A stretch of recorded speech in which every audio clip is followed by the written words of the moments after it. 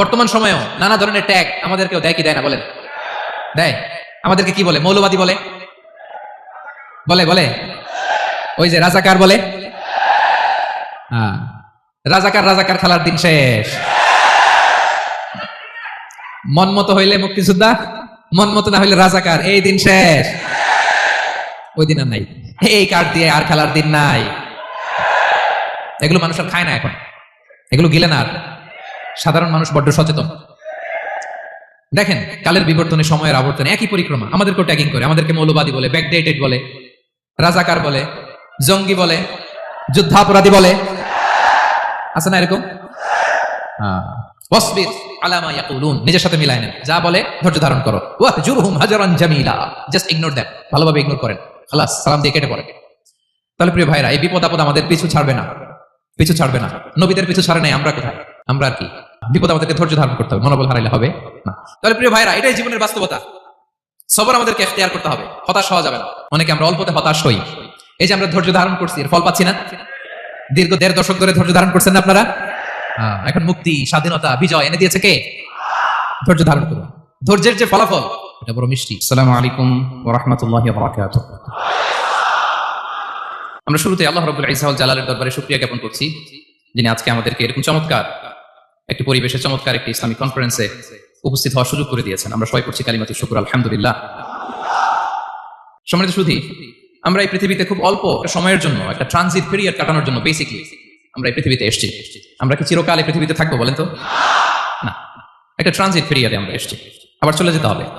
এই যে আমাদের জীবন, এই জীবনের জন্য বিপদ আপদ, পরীক্ষা, স্ট্রাগল, এটা অনিবার্য, এটা হবেই।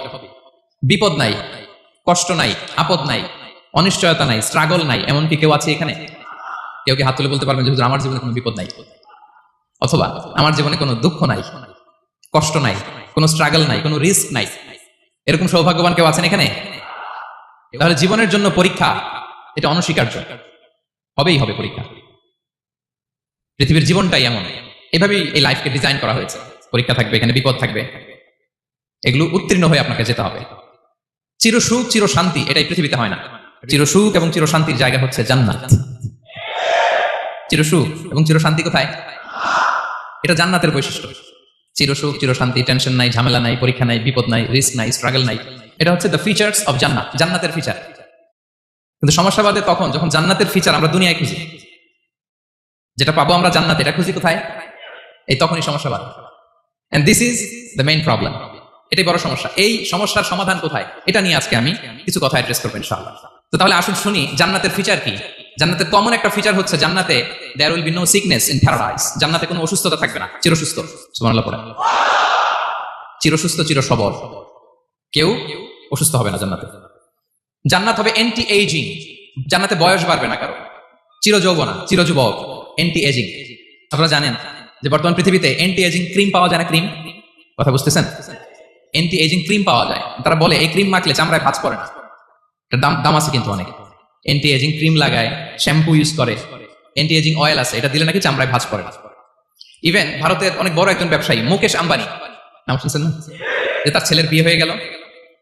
তো এই মুকেশ আম্বানির স্ত্রী নীতা আম্বানি, সে কিছুদিন আগে 1 বটল গোল্ড ওয়াটার খেয়েছে, gold water, and it's cost $60,000। $60,000 দাম 1 বোতল গোল্ড ওয়াটারের। কেন? ফর অ্যান্টি এজিং, যাতে বয়সের ছাপ গালে না থাকে। এখন বলেন, এভাবে কি আমাদের বয়সকে ধরে রাখা সম্ভব এই পৃথিবীতে?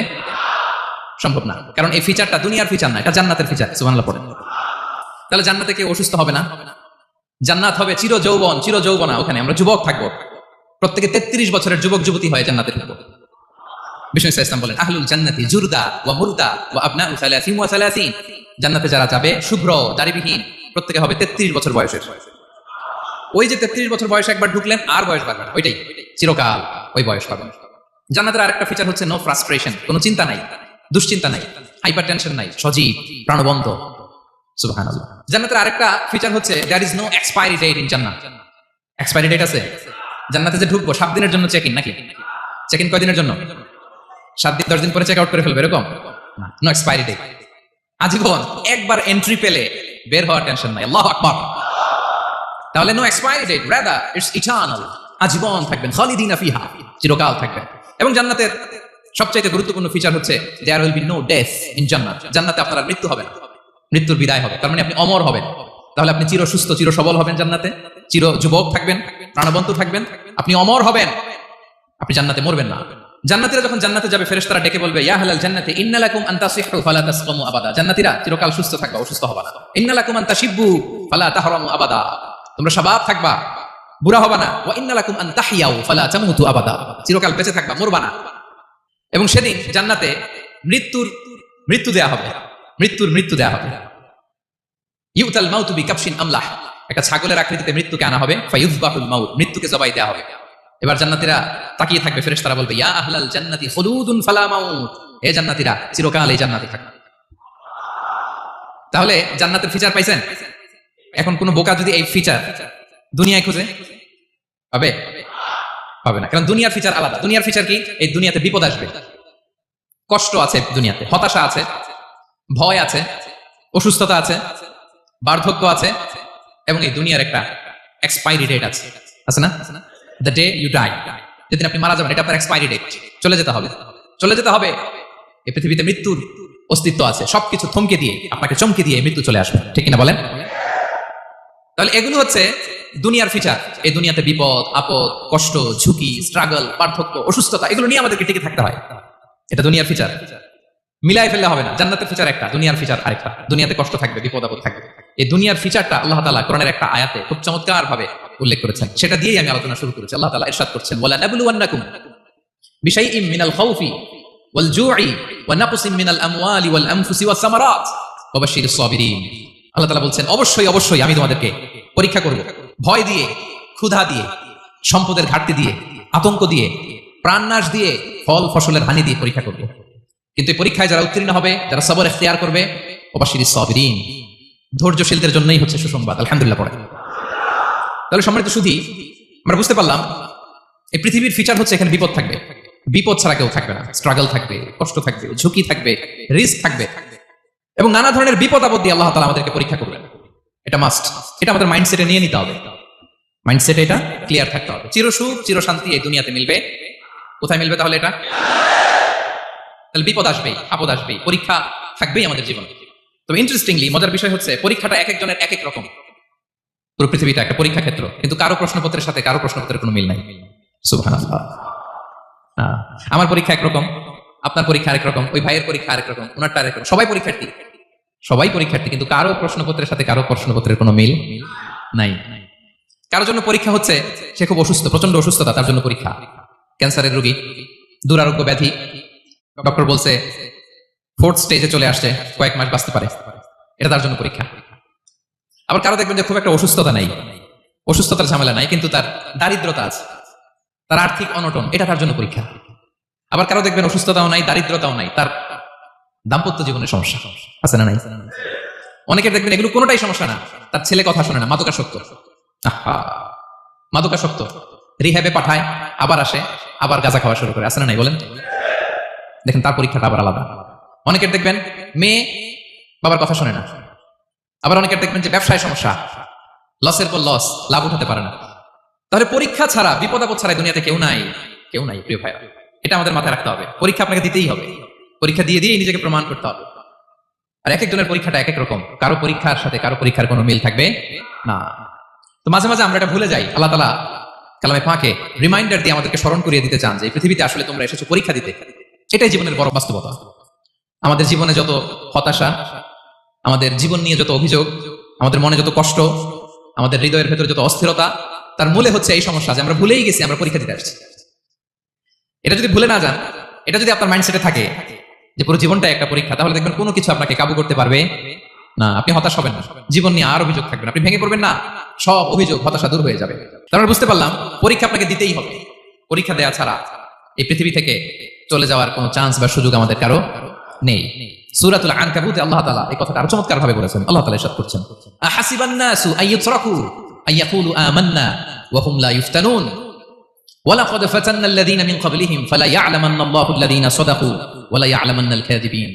আল্লাহ বলেন, মানুষ কি ভেবেছে সে শুধু বলবে আমি ঈমানদার আর তাকে আমি জান্নাতে ঢুকাই দিব? না, কখনো না, কোশ্চিন কালেও না। বরং পূর্ববর্তীকালে যারা পৃথিবীতে এসেছিল তাদেরকে আমি পরীক্ষা নিয়েছি, পরীক্ষা করেছি, এবং তাকেও ইমানের প্রশ্নে সে সত্যবাদী না মিথ্যাবাদী পরীক্ষা দিয়ে দিয়ে নিজেকে প্রমাণ করতে হবে, ঠিক কিনা বলেন? পরীক্ষা দিয়ে আপনাকে প্রমাণ করতে হবে। এবং এই পরীক্ষার ব্যাপারটা এটা যে শুধু আমরা সাধারণ মানুষ আমাদের জীবনে দুঃখ বিপদ পরীক্ষা এমনটা না। এই পৃথিবীর সবচেয়ে শ্রেষ্ঠ মানুষ যারা ছিলেন তাদেরকে আল্লাহ পরীক্ষা নিয়েছেন। বলেন তো পৃথিবীতে সবচাইতে শ্রেষ্ঠতম মানুষ কারা? সবচাইতে শ্রেষ্ঠ ভালো মানুষ কারা ছিলেন পৃথিবীতে? বলেন তো নবীরা। আওয়াজ করে বলেন তো কারা?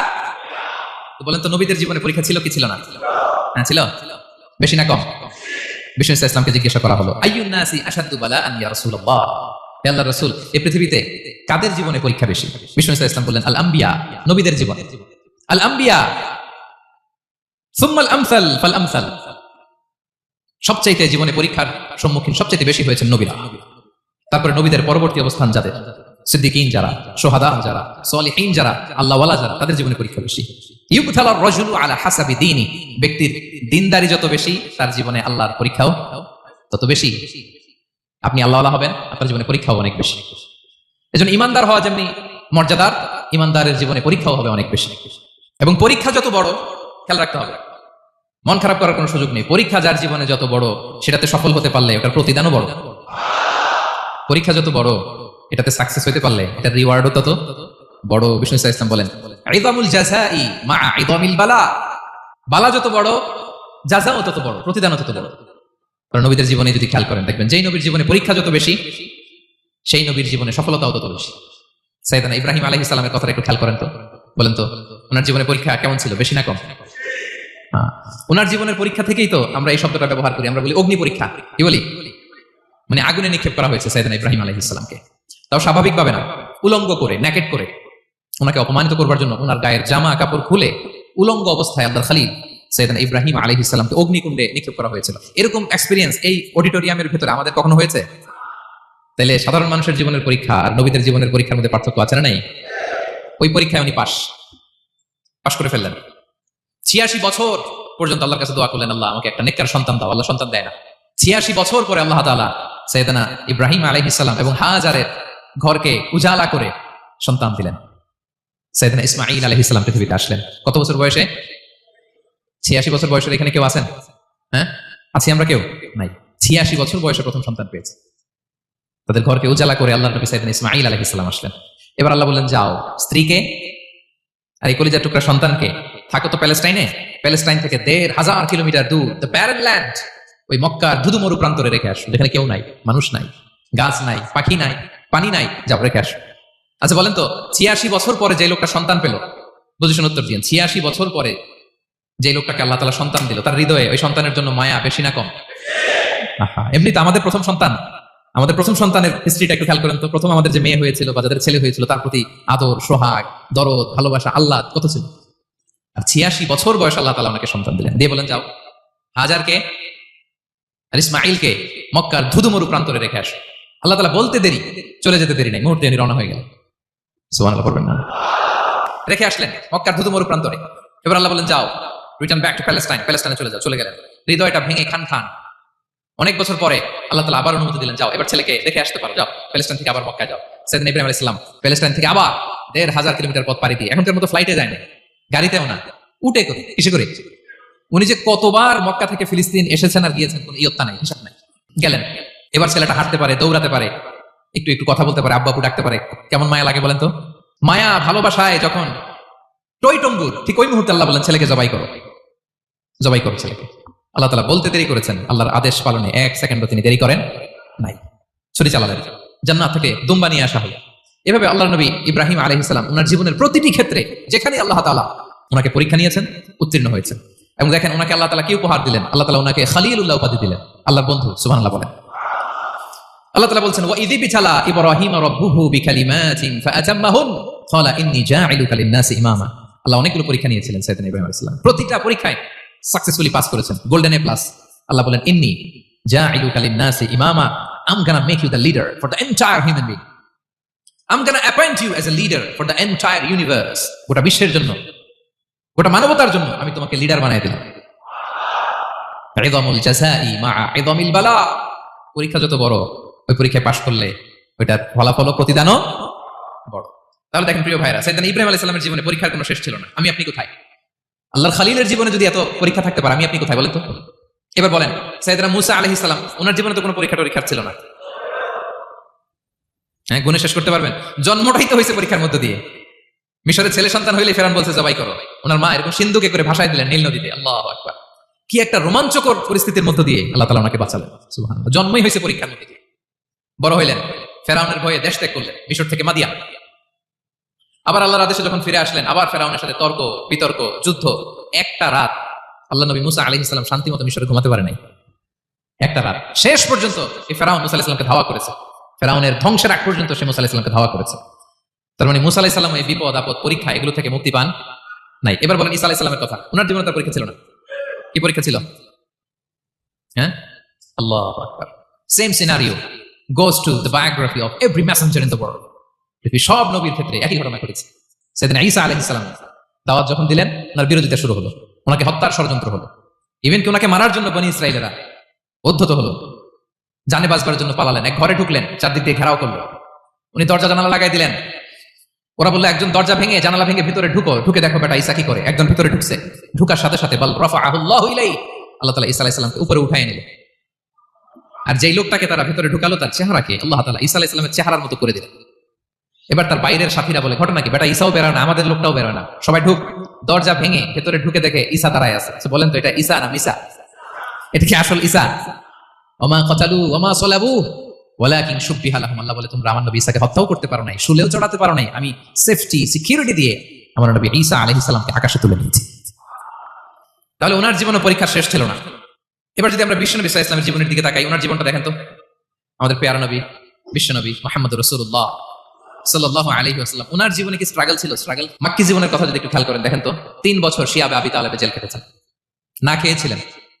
ওনার বংশের লোকেরা প্রথমে ছাগল খেয়েছে, ছাগলগুলো যখন শেষ, ছাগলের চামড়াগুলো শুকিয়ে ওইটা খাইছে। গাছের পাতা ছাল এগুলো খেয়ে খাবারের অভাবে বেহুশ হয়ে পড়ে থাকতো তারা। না খেয়ে কয়দিন ছিলেন আপনি? আমি কয়দিন ছিলাম না খেয়ে? মনেই তো পড়ে না, না খেয়েছিলাম কিনা কোনোদিন। এ হচ্ছে মাক্কি জীবন। মেন্টালি প্রেসার দেয়া হয়েছে। বিশ্বনবীর চাচা আবু লাহাব, তার 2 ছেলে উতবা আর উতাইবা, এদের সাথে বিয়ে দিয়েছিলেন 2 মেয়ের।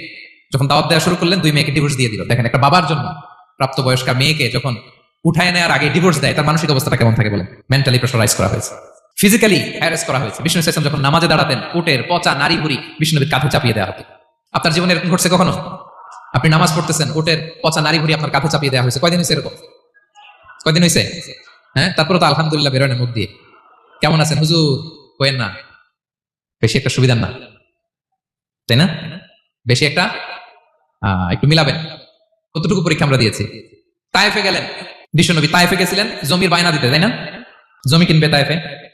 তায়েফবাসীদেরকে জাহান্নামের আগুন থেকে বাঁচাতে গিয়েছিলেন, নিজের জন্য না। সেখানে তায়েফের ছেলেরা পাথর মেরেছে বিষ্ণু ইসলামের গায়ে। এত শুভ্র দেহ ছিল, চেহারা ছিল, বিষ্ণুনবীর গা দিয়ে ঝরঝর করে রক্ত ঝরেছে। ফিজিক্যাল হ্যারাসমেন্টের শিকার হয়েছেন বিষ্ণু ইসলাম। যখন যেদিন বিষ্ণু ইসলামকে হত্যার ষড়যন্ত্র করা হলো, আল্লাহ তাআলা রাতে সেদিন মক্কা থেকে মদিনা হিজরত করলেন। মদিনাতে যে একটা রাত 7ম হিজরির আগ পর্যন্ত শান্তিতে ঘুমাতে পারেন নাই। 3 দিকে 3 ইহুদি বসতি, বনু কাইনুকা, বনু নদীর, বনু কুরাইসা। খাওয়ার মধ্যে বিষ মিশিয়ে দেওয়া হয়েছিল বিষ্ণু ইসলামের। বাজুর, খাসির বাজুর রান পছন্দ করতেন। এক ইহুদি মহিলা বিষ্ণু ইসলামের ওই রানের মধ্যে বিষ মিশিয়ে দিয়েছিল। ওই বিষের যন্ত্রণায় মৃত্যুর আগ পর্যন্ত বিষ্ণুনবী কাতরাতেন। এবং উনি ইন্তেকালের সময় ওই বিষের ব্যথা যন্ত্রণাতে ইন্তেকাল করেছেন। বিষ্ণুনবীর ইন্তেকালটা শাহাদাতের ইন্তেকাল ছিল। বিষ্ণু ইসলাম বলেছেন, ওই যে খাইবার এলাকার ওই মহিলা যে আমার খাবারে বিষ মিশিয়েছিল, সেই বিষের যন্ত্রণা, বেদনা, কষ্ট আমি অনুভব করছি। খেয়ে না খেয়ে দিন প্রচারের কাজে নিজেকে দিয়েছ বিলিয়ে, তায়েফের কাফিরেরা চিনল না সে আলো, দুষ্ট ছেলেদের পিছু দিল লেলিয়ে। পাথরের আঘাতে ক্ষত বিক্ষত হয়ে সারা শরীর থেকে রক্ত ঝরে।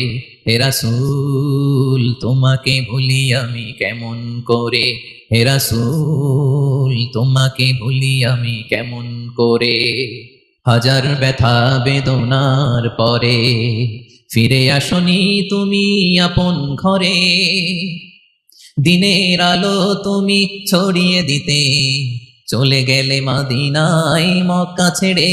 হে রাসূল তোমাকে ভুলি আমি কেমন করে, হে রাসূল তোমাকে ভুলি আমি কেমন করে। ঠিক কিনা বলেন? একটা রাত শান্তিতে, শান্তির ঘুম তিনি দিতে পারেন নাই। প্রিয় ভাইরা, তাহলে আমরা কি বুঝলাম? বিশ্বনবীর জীবনে পরীক্ষা ছিল কি ছিল না? আমাদের উপায় আছে? আমরা বাঁচতে পারবো এই বিপদ আপদ পরীক্ষা জঞ্জাল থেকে বাঁচতে চাইলেও বাঁচতে পারবো? পারবো না। ইমাম মালিক আলাইহি রাহমাহ নাম শুনেছেন? ইমাম মালিক, ওনার জ্ঞান থেকে লাখো লাখো মানুষ উপকৃত হয়েছে, কোটি কোটি মানুষ উপকৃত হয়েছে। মদিনার রাস্তায় রশি দিয়ে ওনাকে টেনে হিচড়ে এক এলাকা থেকে আরেক এলাকায় নিত জালেম বাদশাহ ইমাম মালিক আলাইহি রাহমাহ। ইমাম আহমদ ইবনে হাম্বল, ওনাকে বেত্রাঘাত করা হতো, চাবুক দিয়ে পেটানো হতো। আল ইমাম আল আযম আবু হানিফা আলাইহি রাহমাহ, ওনাকে কারাবন্দী করা হয়েছিল। তার মানে দেখেন, যত বড় বড় স্কলার, যত বড় বড় মাশায়েখ, এমনকি আম্বিয়া আলাইহিস সালাম, ওনারাও পরীক্ষা বিপদ আপদ থেকে রেহাই পান। পাইছে? তাহলে আপনি আর আমি পাবো? বলেন তো। তাহলে এটা আমাদের ব্রেইনে গেঁথে নিতে হবে যে জীবন মানেই এখানে বিপদ থাকবে, পরীক্ষা থাকবে, স্ট্রাগল করে করে আমাকে আগাতে হবে। কেউ আমার জন্য রেড কার্পেট বিছিয়ে রাখবে না। এই জীবনটা বড় জটিল। This is life, how it's design. এভাবেই পৃথিবীকে ডিজাইন করা হয়েছে। এখানে বিপদ আছে, কষ্ট আছে, এই পরীক্ষা দিয়ে দিয়ে আপনাকে উত্তীর্ণ হতে হবে। বুঝতে পেরেছেন প্রিয় ভাইরা? নাও দ্য কোশ্চেন আরাইজ, এখন প্রশ্ন হচ্ছে কেন আল্লাহ এই পরীক্ষা নেন? কেন? আল্লাহ তাআলা সূরা মুলকে বলেছেন এই পৃথিবী সাজানোর, এই জীবন মৃত্যুর এই খেলা, এর উদ্দেশ্যটাকে আল্লাহ তাআলা স্পষ্ট করে বলেছেন, আল্লাযী খালাকাল মাউতা ওয়াল হায়াতা লিয়াবলুয়াকুম আইয়ুকুম আহসানু আমালা। জীবন মৃত্যু দিয়ে তোমাদের জীবনকে সাজানো হয়েছে এজন্য, যাতে করে তিনি তোমাদের পরীক্ষা করতে পারেন। কি করতে পারেন? তোমাদের মধ্যে কে সৎকর্মে অগ্রগামী, কে কাজে ভালো, আমলে ভালো, এটা দেখার জন্য। বেসিকলি আল্লাহর দেখার প্রয়োজন নাই, আমাদেরকে দেখানোর জন্য এই পরীক্ষার আয়োজন। আমি ভালো করবো না খারাপ করবো এটা আল্লাহ জানে না? তোমার পরীক্ষা করা লাগে কেন? কথা বলেন। আমি জান্নাতি না জাহান্নামী এটা আল্লাহ জানেন না? বেসিকলি আমাদেরকে জানানোর জন্য এই পরীক্ষার আয়োজন। কাদেরকে জানানোর জন্য?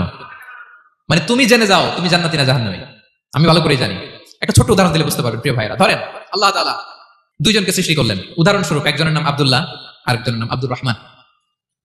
সৃষ্টির পরে আব্দুল্লাহকে বললেন, আব্দুল্লাহ, আমি জানি তুমি পৃথিবীতে 50 বছর হায়াত পাইতা, খুব ভালো কাজ করতে, তুমি দুনিয়াতে অনেক ভালো কাজ করতে, এটা আমি আগেই জানি, আমার অসীম জ্ঞান বলে আমি আগে থেকেই জানি। তো যাও, তোমার এই মাত্র সৃষ্টি করলাম, যাও তুমি জান্নাতে ঢুকে যাও, কারণ আমি জানি তুমি জান্নাতি হবে।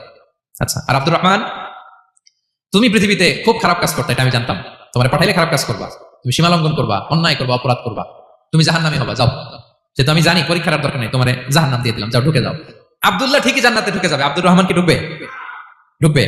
সে বলবে, আল্লাহ এই মাত্র আমার বানাইলেন, এই মাত্র আপনি আমাকে সৃষ্টি করলেন, সৃষ্টি করেই বলতেছেন তুমি জাহান্নামে যাও, আর বলতেছেন আমি জানি দুনিয়াতে পাঠালে তুমি খারাপ কাজ করবা, তুমি জাহান্নামী হবা, পাঠানোর আর কি দরকার, আগে থেকে জাহান্নামে যাও। আল্লাহ আপনি জানলে জানতে পারেন, আমি তো জানি না। ঠিক কিনা বলেন? সে বলবে, না আল্লাহ আপনি ভুল বলতেছেন, এই দুনিয়াতে পাঠাইলে আমি খুব ভালো কাজ করতাম, আমি সীমা লঙ্ঘন করতাম না, নামাজ পড়তাম, রোজা রাখতাম, হজ করতাম, যাকাত দিতাম, সাদাকা করতাম, চ্যারিটি করতাম, জনকল্যাণকর সব ভালো কাজগুলো আল্লাহ আমি করতাম। এজন্য আল্লাহ তাআলা পরীক্ষার আয়োজন করেছেন, যাতে করে তুমি জেনে যাও যে পৃথিবীতে তুমি কি করেছো। এখন আর আল্লাহকে এক্সকিউজ দেওয়ার সুযোগ নেই। আচ্ছা বলেন তো, আবু জাহেলকে যদি আল্লাহ এখন কিয়ামতের দিন বলে, Abu Jahl go to the hell fire, আবু জাহেলের কাছে বলার সুযোগ আছে? কারণ ও দুনিয়াতে কি করে আসছে এটাও জানে না। ফেরাউনকে ডেকে যদি আল্লাহ বলে, ফেরাউন তুমি জাহান্নামে যাও, go to the hell fire, ওর কি কোনো এক্সকিউজ দেওয়ার সুযোগ আছে? বলেন, সুযোগ আর আছে? কারণ তুমি দুনিয়াতে কি করেছো তোমার চেয়ে ভালো কেউ আর জানে। তো পৃথিবীতে এই পরীক্ষার এই আয়োজনের সবচাইতে বড় উদ্দেশ্য হচ্ছে যাতে করে আমরা দেখে যাই যে আমরা কি কাজ করছি। কেউ যখন পরীক্ষা দেয় প্রিয় ভাইরা, ওই পরীক্ষায় কত পাবে তার একটা হিসাব আছে না? বলেন, আপনি গণিত পরীক্ষা দিয়ে আসছেন, যে 100তে 100 পাবে সে বলতে পারে আমার সব অঙ্ক হয়েছে, ঠিক কিনা বলেন? আর যে লাড্ডু গুড্ডু বুঝছেন তো, কিছুই পারে নাই, ব্রডি, তারও একটা হিসাব আছে যে সে কিছুই লিখে আসতে পারে নাই। তাই পৃথিবীতে এই পরীক্ষার আয়োজনের প্রধানতম কারণ হচ্ছে যাতে করে আমরা বুঝে যেতে পারি যে আমরা কোথায় যাবো, জান্নাতে না জাহান্নামে। প্রিয় সুধী, এ পর্যায়ে আমরা জানবো এই যে পরীক্ষা আল্লাহ তাআলা নিচ্ছেন আমাদেরকে, এই পরীক্ষায় সফল হওয়ার মূল মন্ত্র কি। কোরআনে বিভিন্ন আয়াতে এই পরীক্ষার কথা বলা হয়েছে এবং এই পরীক্ষার সফলতার মূল মন্ত্রও কোরআনে ঘোষিত হয়েছে। আলহামদুলিল্লাহ বলেন। যে আয়াতে আমি শুরু করেছি, এই আয়াতে আল্লাহ তাআলা বলেছেন, ওয়াবাশশিরিস সাবিরিন, নবী হে ধৈর্যশীলদেরকে আপনি সুসংবাদ দিন, ধৈর্যশীলদেরকে সুসংবাদ দিন। তার মানে বিপদে ধৈর্য ধারণ করতে হবে প্রিয় ভাইরা। ইন্নামাস সাবরু ইনদা সাদামাতিল উলা, বিপদে আমরা অনেক সময় প্যানিক হয়ে যাই, অস্থির হয়ে যাই, কি করব, হতাশ না। মুমিনরা হতাশ হয় না, ধৈর্য ধারণ করে। কি করে? কি করে? ধৈর্য ধারণ করার শক্তি দাও গো মেহেরবান আমায়, দাও গো মেহেরবান। পড়েন, ধৈর্য ধারণ করার শক্তি দাও গো মেহেরবান আমায়, দাও গো মেহেরবান। সবাই বলুন একসাথে, ধৈর্য ধারণ করার শক্তি দাও গো মেহেরবান আমায়, দাও গো মেহেরবান। বুকের ভেতর ব্যথার নদী বইছে অবিরাম, বইছে অবিরাম। পড়ুন, ধৈর্য ধারণ করার শক্তি দাও গো মেহেরবান আমায়, দাও গো মেহেরবান। পড়েন আমিন। আল্লাহ যেন বিপদে আমাদেরকে ধৈর্য ধারণ করার তৌফিক দান করে। প্রিয় ভাইরা, ধৈর্য এটা এমন একটা গাছ যে গাছের সারা গায়ে কাটা, কিন্তু এই গাছের ফলটা বড় সুস্বাদু। আই রিপিট, আমি আবার বলছি, ধৈর্য এটা এমন একটা গাছ যে গাছের সারা গায়ে কাটা, কিন্তু ফলটা বড় মিষ্টি, ফলটা বড় সুস্বাদু। সবাই ধৈর্য ধারণ করতে পারে। বিষ্ণু ইসলামকে আল্লাহ তাআলা নানা সময় আশ্বস্ত করেছেন, সান্ত্বনা দিয়েছেন, আর ধৈর্যের বাণী শুনিয়েছেন। আল্লাহ বলেন, ফাসবির কামা সাবারা উলুল আজমি মিনার রাসূল। নবী হে, আপনার আগে দৃঢ় প্রত্যয়ী নবীরা যেরকম ধৈর্য ধারণ করেছে, আপনি ধৈর্য ধারণ করুন। সূরাতুল মুজাম্মিল আল্লাহ তাআলা বলছেন, ওয়াসবির আলা মা ইয়াকুলুনা ওয়াহজুরহুম হাজরান জামিলা। ওরা যাই বলুক, আপনি ধৈর্য ধারণ করুন, ওদের কথাকে ইগনোর করুন। Just ignore what they are saying to you. যা বলে আপনি জাস্ট ইগনোর করেন।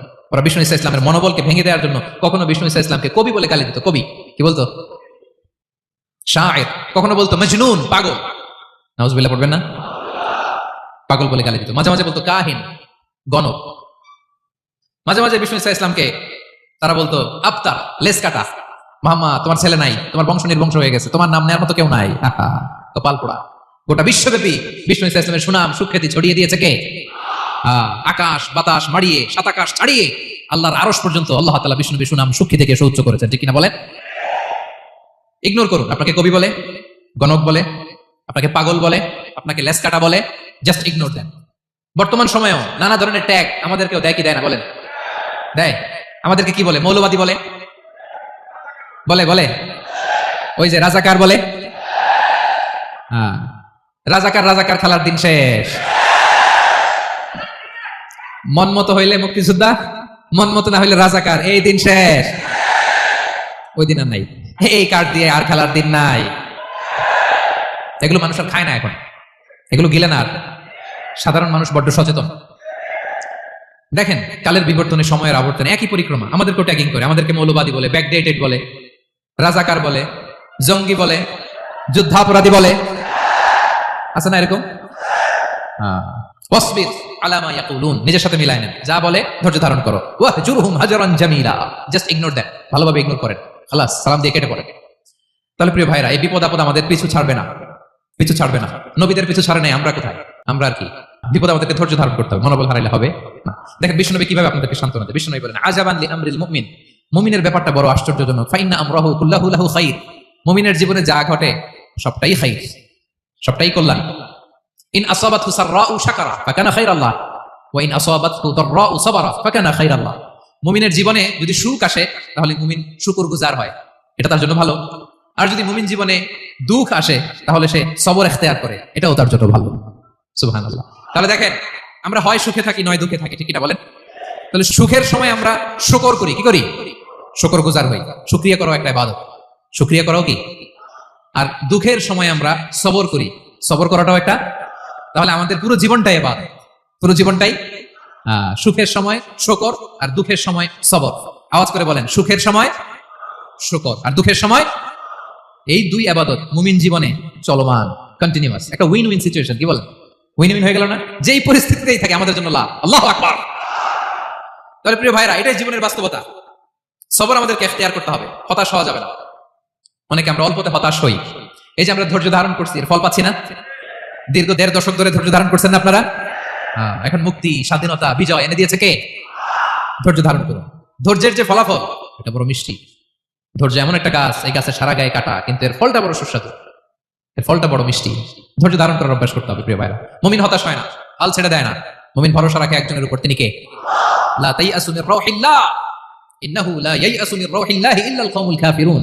আল্লাহর রহ থেকে, রহম থেকে নিরাশ হয়ে যাও না। কাফির ছাড়া, অকৃতজ্ঞ ছাড়া কেউ আল্লাহর রহ থেকে, আশা থেকে নিরাশ হয় না। শয়তানের সবচেয়ে বড় মিশন হলো আমাদেরকে হতাশ বানানো। রেখে রাখবেন, শয়তানের সবচাইতে বড় মিশন কি? আমাদেরকে হতাশ করে দেয়া। হতাশ বানাইতে পারলে সে সাকসেসফুল, খুশি। কিন্তু আমরা এত সহজে হতাশ হই না, আমরা নিরাশ হই না, আমরা বিপদে হাল ছেড়ে দেই না। আমরা ভরসা রাখি এক মহান সত্তার উপর, তিনি কে? মনে থাকবে? বিপদ আসলে ভেঙে পড়বেন, ভিসা না হইলে কান্নাকাটি শুরু করবেন, ব্যবসায় লস হইলে হাউমাউ, হতাশ হবেন, ভেঙে পড়বেন। ধৈর্য ধারণ করবো আমরা। আওয়াজ করে বলেন, আমরা কি করব? সবর। বিপদ ট্যাকেল দেওয়ার প্রথম স্টেপ হচ্ছে সবর।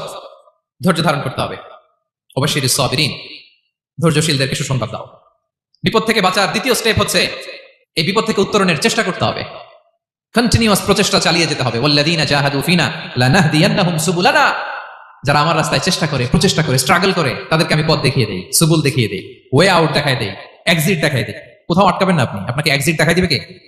মালয়েশিয়াতে কেলুয়ার বলে না, কেলুয়ার কি বলে চিনেন? কেলুয়ার মানে কি? এক্সিট।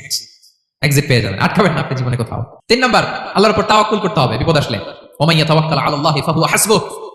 আল্লাহর উপর যে তাওয়াক্কুল করে আল্লাহ তার জন্য যথেষ্ট হয়ে যায়। তাহলে বিপদে প্রিয় ভাইরা আমরা প্যানিক হব না, ধৈর্য ধারণ করব, বিপদ থেকে উত্তরণের সর্বোচ্চ প্রচেষ্টা চালিয়ে যাব, আর ভরসা রাখবো একজনের উপর, তিনি কে? আর বিপদ আসলে এটাকে নেগেটিভলি নেবেন না সবসময়। বিপদ আপদ এটা অনেক পজিটিভ ভালো জিনিস আমাদের জীবনে বয়ে নিয়ে আসে।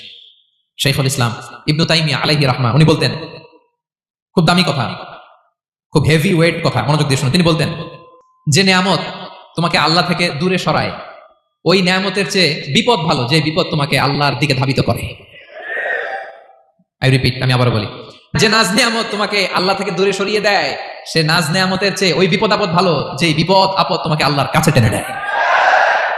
তাহলে বিপদ আপদ আসলে আপনি হতাশ হবেন? আর কখনো দুঃখ করবেন? মুয়ারের ভাইরা, আর মন খারাপ করবেন? আপনি খেয়াল করে দেখেন, বিপদ আসলে আমরা আল্লাহরে ডাকি বেশি।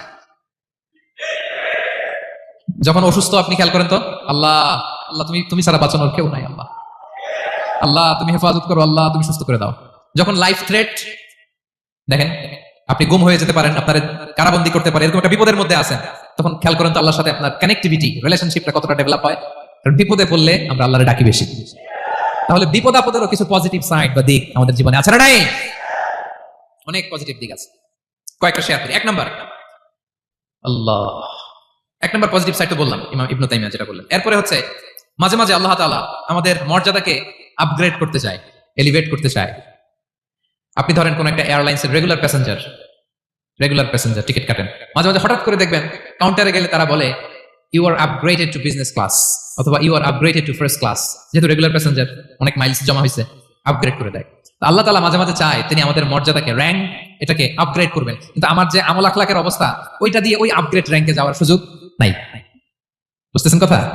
আল্লাহ চায় আমার লেভেল একটু আপ করতে, কিন্তু আমার আমলের যে অবস্থা, এতে আমি ওখানে যাই না। তখন আল্লাহ কিছু বিপদ আপদ দিয়ে, পরীক্ষা দিয়ে বান্দাকে টেস্ট করে। ওই পরীক্ষায় যদি উত্তীর্ণ হন, সাথে সাথে আল্লাহ তাআলা আপনার লেভেল বা র্যাঙ্ক আপগ্রেড করে দেয়। সুবহানাল্লাহ পড়বেন না? তাহলে লাভ না লস? আওয়াজ করে বলেন, লাভ না লস? মুমিন জীবনের সব লাভ। যত বিপদ আপদ আপনাকে স্পর্শ করে, প্রতিটাতেই আপনার জন্য কল্যাণ। বিষ্ণু ইসলাম বলেন, মা ইউসিবুল মুসলিমা মিন নাসাবিন ওয়ালা ওয়াসাবিন ওয়ালা হাম্মিন ওয়ালা হুজনিন ওয়ালা আযান ওয়ালা গাম্মিন হাত্তা শাওকাতি ইউশাকুহা ইল্লা কাফারাল্লাহু বিহা খাতায়া। আপনার জীবনে যত দুঃখ, যত যন্ত্রণা, যত টেনশন, যত অ্যাংজাইটি, যত ইনজুরি, এমনকি গোলাপ ফুল পাড়তে যে ওখানে যে কাটা বাঁধছে, বড়ই খেতে যে বড়ই গাছে ওঠার পর যে একটা কাটা বিচ্ছে আপনার হাতে, এর কারণে আল্লাহ তাআলা আপনার গুনাহ মাফ করে দেয়। সুবহানাল্লাহ।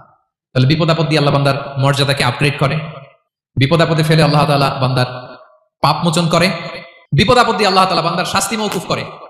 এমন পাপ করছেন, এটার জন্য শাস্তি বরাদ্দ হয়ে গেছে, কিন্তু আল্লাহ তাআলা ওই শাস্তি থেকে মাঝে মাঝে আপনাকে বাঁচাতে চায়, তখন কিছু বিপদ দিয়ে বান্দারে পরীক্ষা করে। উত্তীর্ণ হলেই আল্লাহ তাআলা ওই শাস্তিকে মওকুফ করে দেয়। তাহলে আসুন সামারি করি, পুরো আলোচনাটার সামারি করি। বিপদ আপদ, পরীক্ষা, স্ট্রাগল, কষ্ট, এটা সুন্নাতুল্লাহি ফিদ দুনিয়া। এই দুনিয়ায় আল্লাহর সুন্নাত, এর বাইরে কেউ যেতে পারে না, ইভেন নট দ্য মেসেঞ্জার্স, নবীরাও না। আজকের আলোচনায় শুনছেন না নবীদের জীবন দিয়ে কি গেছে, ups and downs, test and trial, নবীরাও না। তাহলে এটা আমাদের মাইন্ডসেটের সাথে সেট আপ করে নিতে হবে যে অতীতে, বর্তমানে, ভবিষ্যতে বিপদ আপদ মুক্ত এই পৃথিবীতে কেউ থাকবে না। পারবেন? হ্যাঁ, এটা মাইন্ডসেটে নিয়ে নিতে হবে যে এটাই জীবন, বিপদ আপদ দিয়ে আল্লাহ পরীক্ষা করবেন। এটাই পৃথিবী। চির সুখ চির শান্তি এই পৃথিবীতে খুঁজলেই পাওয়া যায় না। শুরুতে বলছিলাম না, চির সুখ চির শান্তি। বলেন তো এটা কি দুনিয়ার ফিচার না জান্নাতের ফিচার? জান্নাতের ফিচার দুনিয়ায় খুঁজলে পাওয়া যাবে? যাবে না। তাহলে আজকের আলোচনার 1 নম্বর লেসন হচ্ছে বিপদ আপদ এটা সুন্নাতুল্লাহি ফিদ দুনিয়া, এই দুনিয়া আল্লাহর সুন্নাত, এটা থেকে মুক্তি পাওয়ার কোনো সুযোগ নাই, নবীরাও পায় নাই। 2 নম্বর লেসন, বাঁচার যেহেতু সুযোগ নাই, we have to face it with passions, intellect and তাওয়াক্কুল। বিপদে অস্থির হওয়া যাবে না, এটাকে ফেস করতে হবে উইথ প্যাশন্স, ধৈর্যের সাথে। বিপদ আমরা মোকাবেলা করবো কিসের সাথে? ধৈর্য। প্যানিক হবেন না, অস্থির হবেন না, ধৈর্য ধারণ করবেন উইথ ইন্টেলেক্ট। আল্লাহর দেয়া আপনার ইন্টেলেক্ট খাটিয়ে এই বিপদ উত্তরণের সর্বান্তকরণের চেষ্টা প্রচেষ্টা আপনার চালায় যেতে হবে। আর সবশেষে আত-তাওয়াক্কুল আলাল্লাহ, ডিপেন্ডিং অন আল্লাহ, ভরসা করবো কার উপর? আল্লাহর উপর। পারা যাবে তো? আচ্ছা, 2টা লেসন গেল। 3 নম্বর লেসন হচ্ছে আমাদের ছেলে মেয়েদেরকে we have to educate our child regarding the test and trial in this দুনিয়া। দুনিয়ার এই বিপদ আপদের ব্যাপারে আমাদের ছেলে মেয়েদেরকে শেখাতে হবে, বুঝাতে হবে। ওরা ছোট মানুষ তো অস্থির হয়ে যায়, আব্বু আমার সাথে কেন এমন হয়, আমারই শুধু পেন্সিল চুরি হয়, আমারই শুধু এটা হয়, আমি পরীক্ষায় খারাপ করি, আমি ব্যথা পাই, আমার এই আমার সেই। ছোট মানুষ তো বুঝে না, ওরা বুঝাইতে হবে যে বাবা this is the essence of life, এটাই জীবন, এটাই কি এই লাইফ হ্যাকস গুলো তাদেরকে শেখাইতে হবে। ডোন্ট বি প্যানিক, প্যানিক পাওয়া যাবে না। This is how life is design, এটাই জীবন। বিপদ আপদ আসবে, এটাকে মেনে নিতে হবে, ছেলে মেয়েদেরকে শিখাইতে হবে, তাহলে তারাও প্যানিক হবে না। পারবেন তো ইনশাআল্লাহ? আচ্ছা, 4 নম্বর লেসন হচ্ছে যেটা আমরা জানলাম, এই বিপদ আপদ সবসময় আমাদের জন্য খারাপ না। সামটাইমস ইট ব্রিংস খায়ের for us if dealt properly. ঠিকমতো বিপদকে ডিল করতে পারলে এটা আসলে আমার জন্য আখের কল্যাণই বয়ে নিয়ে আসে। কি বলেন, তাই না? কল্যাণ বয়ে নিয়ে আসে। সব শেষ কথা হলো, আমরা যেন এই বিপদগুলোকে প্রপারলি ডিল করতে পারি, আমরা যেন সবর ইখতিয়ার করতে পারি। আল্লাহর কাছে চাইতে হবে, দোয়া করতে হবে, কারণ তৌফিক দেওয়ার মালিক কে? আল্লাহর কাছে যেন আমরা কায়েম অনুবাক্যে প্রার্থনা করতে পারি, আল্লাহ এই বিপদকে যেন আমরা ডিল করতে পারি উইথ সাবর, উইথ ইন্টেলেক্ট, উইথ তাওয়াক্কুল। আসল হাতিয়ার হচ্ছে এটা, দোয়া। আল্লাহর কাছে চাইবেন, মনোযোগের সাথে চাইবেন, আন্তরিকতার সাথে চাইবেন। উদুল্লাহ ওয়া আনতুম মুকিনুনা বিল ইজাবা। বিষ্ণু বলেন এমন ভাবে চাও যেন তুমি অনেকটা কনফার্ম যে তোমার দোয়া আল্লাহ কবুল করবেনি, এমন ভাবে চাও। অনেকে রোবোটিক দোয়া করে। রোবোটিক দোয়া মানে দোয়ার মধ্যে প্রাণ নাই, ধ্যান নাই, মন নাই, আগ্রহ নাই, ভালোবাসা নাই, ওই দোয়া আল্লাহ কবুল করে না। মনোযোগ দিয়ে চাইতে হবে চাওয়ার মতো, তাহলে আল্লাহ তাআলার পক্ষ থেকে তৌফিক পাওয়া যাবে। পারা যাবে তো ইনশাআল্লাহ। আল্লাহ তাআলা আমাদের সবাইকে বিপদ আপদে ধৈর্য ধারণ করার তৌফিক দান করুন। নবীরা তাদের জীবনে যেভাবে স্ট্রাগল, আপস এন্ড ডাউনস, বিপদগুলোকে, টেস্ট এন্ড ট্রায়াল গুলোকে ডিল করেছে, আমরা যেন সেভাবে ডিল করতে পারি। আল্লাহ তৌফিক দান করুন। আল্লাহ তাআলা আমাদের সবাইকে কথাগুলো বুঝা আর আমল করার তৌফিক দান করুন। হাদা মা ইনদি ওয়াল ইলমু ইনদাল্লাহি আলাইহি তাওয়াক্কালতু ওয়া ইলাইহি উনীব। ওয়াসসালামু আলাইকুম ওয়া রাহমাতুল্লাহি তাআলা ওয়া বারাকাতুহু। নিয়মিত ইউটিউব ভিডিও দেখতে সাবস্ক্রাইব করুন। নতুন নতুন ভিডিও পেতে ঘন্টা বাটনটি চাপুন।